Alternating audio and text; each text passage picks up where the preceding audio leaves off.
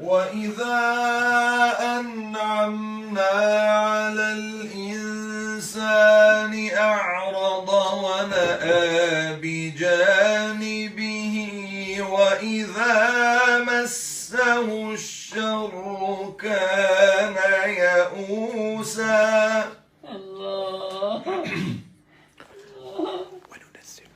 وننزل من القرآن ما هو شفاء ورحمة للمؤمنين. الله الله يا رب. ويشفي صدور قوم مؤمنين. وإذا مرضت فهو يشفين.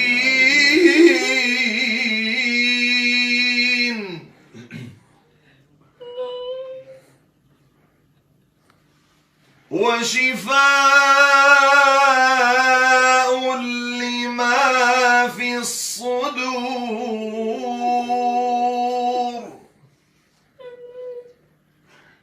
فيه شفاء للناس.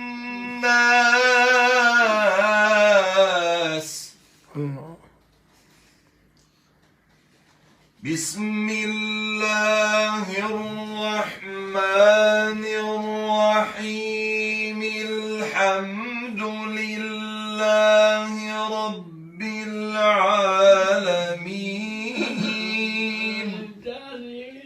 الله يرضى عليك.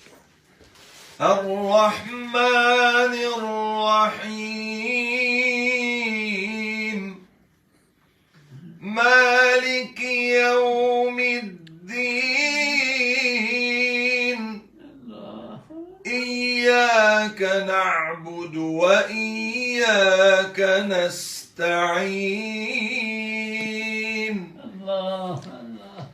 اهدنا الصراط المستقيم صراط الذين أنعمت عليهم غير المغضوب عليهم ولا الضالين.